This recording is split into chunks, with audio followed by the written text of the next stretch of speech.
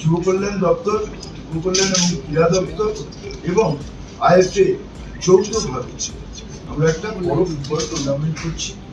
যে টুর্নামেন্টে আমরা নাম দিয়েছি স্বামী বিবেকানন্দ ক্লাব জেলা ক্লাব ফুটবল চ্যাম্পিয়নশিপ।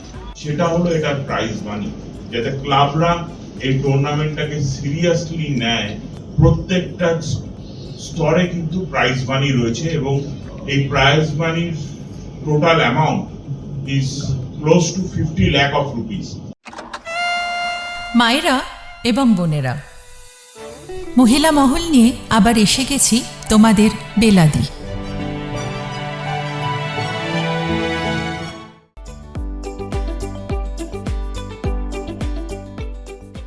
এতদিনের একটি পুরনো বিষয় এবার সত্যি কি সমাধান হওয়ার পথে? আমাদের ফুটবল, সেটা কলকাতার ফুটবল না বাংলার ফুটবল? আসলে কলকাতা ফুটবলের জন্য বঞ্চিত হয় বাংলার ফুটবল। লিগের নাম কলকাতা লিগ। প্রিমিয়ার ডিভিশন থেকে পঞ্চম ডিভিশন পর্যন্ত সবই কলকাতা এবং কলকাতা কেন্দ্রিক দলগুলির আধিপত্য।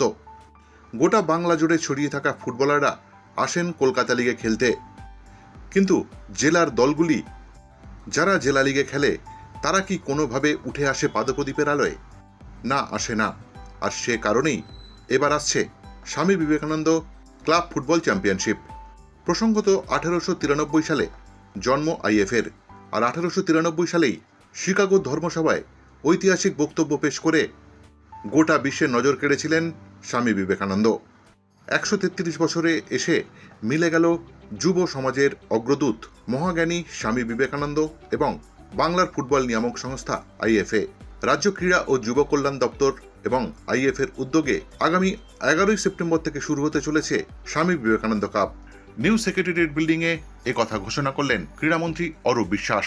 23টি জেলা অংশগ্রহণ করছে এই লিগে।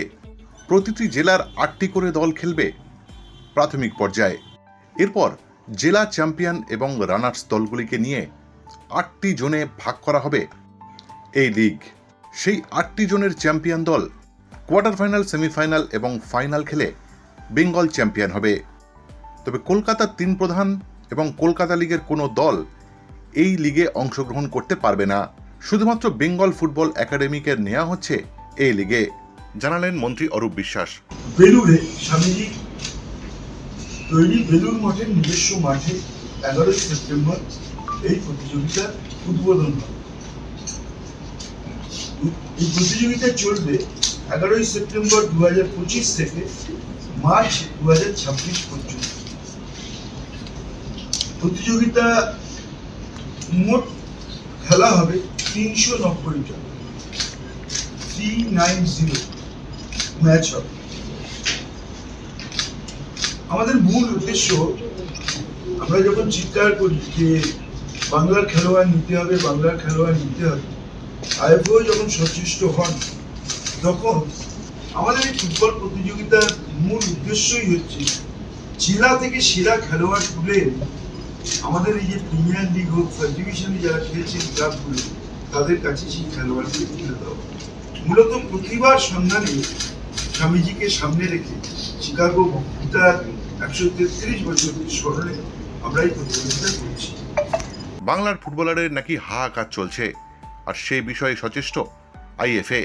শুধু ফুটবল টুর্নামেন্ট নয়, মাঠে থাকবে পর্যাপ্ত মেডিকেলের ব্যবস্থা, থাকবে অ্যাম্বুলেন্স, অংশগ্রহণকারী প্রতিটি ফুটবলারের জন্য থাকবে মেডিকেল ইন্স্যুরেন্স। দুর্দান্ত উদ্যোগ জানিয়ে দিলেন আইএফএ সভাপতি অজিত ব্যানার্জি ও সচিব অনির্বাণ দত্ত। শুনে নিন তারা কি বলছেন।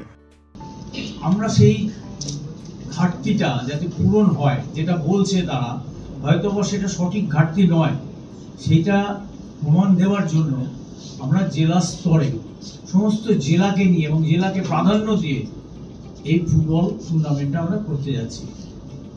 এই টুর্নামেন্টে অনেক খেলা হবে, তার মধ্যে আমাদের স্কাউট থাকবে, স্কাউট করবে। প্রত্যেকটা প্লেয়ার উদ্বুদ্ধ হবে এবং প্রত্যেকটা জেলার কোনায় কোনায় যেসব ছেলেরা যাদেরকে আমরা দেখতে পাই না হয়তো, এই টুর্নামেন্টের মাধ্যমে তাদেরকে আমরা খুঁজে পাব। এছাড়াও রয়েছে যে প্রত্যেকটা প্লেয়ারদের আমাদের ধরুন যে ছেলেগুলোকে আমরা কোনো সময়ই হয়তো ওকে মাঠে দেখতে পাইনি, তাদেরকে পাবো এক্ষুনি, যেটা বললাম আর কি। সেটা হলো এটার প্রাইজ মানি, যাতে ক্লাবরা এই টুর্নামেন্টটাকে সিরিয়াসলি নেয়। এই টুর্নামেন্টে বিভিন্ন স্তরে, মানে ইন্ট্রা ডিস্ট্রিক্ট বলো, গ্রুপ স্তর বলুন বা চ্যাম্পিয়নশিপ স্তর বলুন, প্রত্যেকটা স্তরে কিন্তু প্রাইজ মানি রয়েছে এবং এই প্রাইজ মানির total amount is close two 50 lakh of rupees, মানে প্রায় 50 লক্ষ টাকা প্রাইজ মানি রয়েছে এই টুর্নামেন্টে, যাতে যে ক্লাবরা খেলছে তারাও ভালো টিম করতে পারে এবং তারাও টুর্নামেন্টটাকে সিরিয়াসলি নেয়, ভালো প্লেয়ারদের বেছে এনে সিরিয়াসলি টুর্নামেন্টে পার্টিসিপেট করে এবং আমরা যাতে ভালো প্লেয়ারের পুল এই টুর্নামেন্ট থেকে পেতে পারি।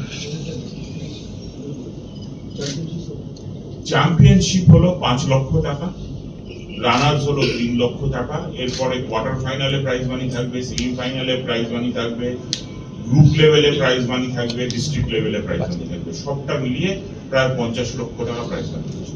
extra time.